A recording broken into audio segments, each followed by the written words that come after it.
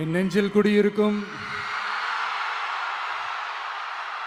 கரூர் சொந்தங்கள், உங்கள் அனைவருக்கும் என்னுடைய வணக்கம். ஒரு மனுஷன் லைஃப்ல எவ்வளோ பெரிய ஒரு உயரத்துக்கு போனாலும் மனசளவில் சில வலிகள், காயங்கள், அதை மறக்க முடியாது இல்லையா? எல்லார் லைஃப்லையும் அப்படி தான், நமக்கும் அப்படி தான். நிறையா வலிகள், காயங்கள் எல்லாத்தையும் தாண்டி தான் வந்திருக்கிறோம்.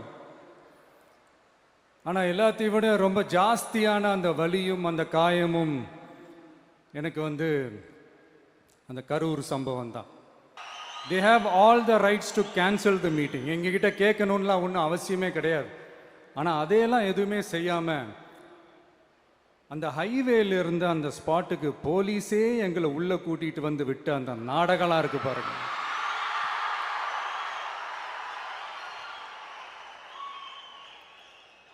நம்பிட்டேங்க, முழுசா நம்பிட்டேன்.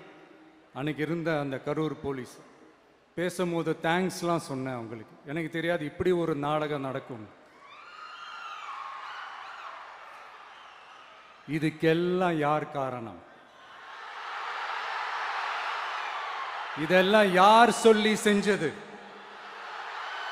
இப்படி பண்ணுங்க, அப்படி பண்ணுங்க, சப்போஸ் அப்படி நடந்தா இப்படி பண்ணுங்க, சப்போஸ் இப்படி நடந்தா இந்த மாதிரி இன்ஸ்ட்ரக்ஷன்ஸ்லாம் கொடுத்து அந்த பிரஷர் போடுறது யாரு?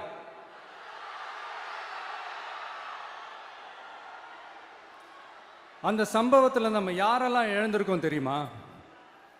ஒரு டிவியில் என் படமோ பாட்டோ வந்துச்சுன்னா, அம்மா விஜய் மாமா, அம்மா விஜய் மாமா அப்படின்னு சொல்லி அவங்க அம்மா கிட்ட சிரிச்சுக்கிட்டு அந்த டிவி ஸ்க்ரீனை போய் தொட்டு முத்தம் கொடுத்துக்கிட்டு என் அக்கா தங்கச்சிங்களோட தங்க பிள்ளைகளை இழந்திருக்கோம்யா. மழலை கூட சரியா வராதப்போ ஒரு பேப்பர் மேகசின்ல என் போட்டோவை பார்த்தா அது சிரிச்சுக்கிட்டு அந்த கள்ளங்கபடம் இல்லாத அந்த சிரிப்பு, அந்த கடவுள் மாதிரி இருக்கிற அந்த பச்சை பிள்ளைங்களை இழந்திருக்கோம்யா. என் அக்கா, தங்கச்சி, அண்ணன், தம்பி, குடும்ப உறவுகளை இழந்து அந்த வலியோட இருக்கிற என்ன நீங்க ஏளனமா பேசுறீங்களா? என் மேல பழிய தூக்கி போடுறீங்களா?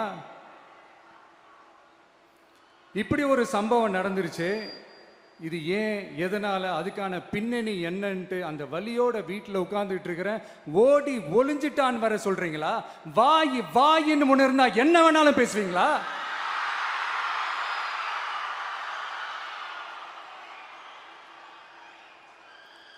மக்களே, நான் உங்களையே கேட்குறேன். அன்னைக்கு அத்தனை க்ரௌடு இருந்துச்சு, அந்த க்ரௌடுக்கு தகுந்த மாதிரி போலீஸ் பாதுகாப்பு கொடுத்தாங்களா? இந்த இடத்தை எடுத்துக்க சொல்லி நாங்க தான் சொன்னோம்னு ஒரு போலீஸ் ஆபீசர் பேட்டி கொடுக்கிறாரு. அதுக்கு என்ன அர்த்தம்? இவ்வளோ வலி, இவ்வளோ காயங்கள் கொடுத்துட்டு பழிய தூக்கி நம்ம மேல போட்டுட்டு அதுல ஒரு அரசியல் ஆதாயம் தேடுறீங்களேயா? இதுல வாய் கூசாம சட்டசபையில ஸ்டாலின் சார் நம்ம மேல திருப்பி விட்டு அங்க ஒரு அரசியல் செய்றாரு. அதுக்கு என்ன அர்த்தம்?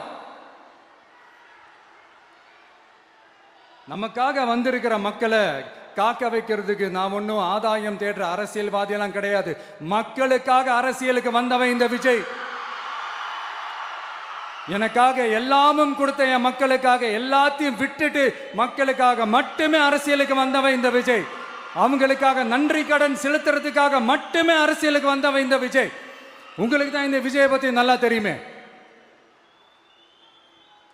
ஆனா நம்ம எல்லாருக்குமே இத்தனை வலிகள், காயங்கள் கொடுத்தவங்களுக்கு இந்த 2026 தேர்தலில் தக்க பதிலடி கொடுத்துட்டீங்க. ஆனா அது மட்டுமே பத்தாது மக்களே, அது மட்டுமே பத்தாது.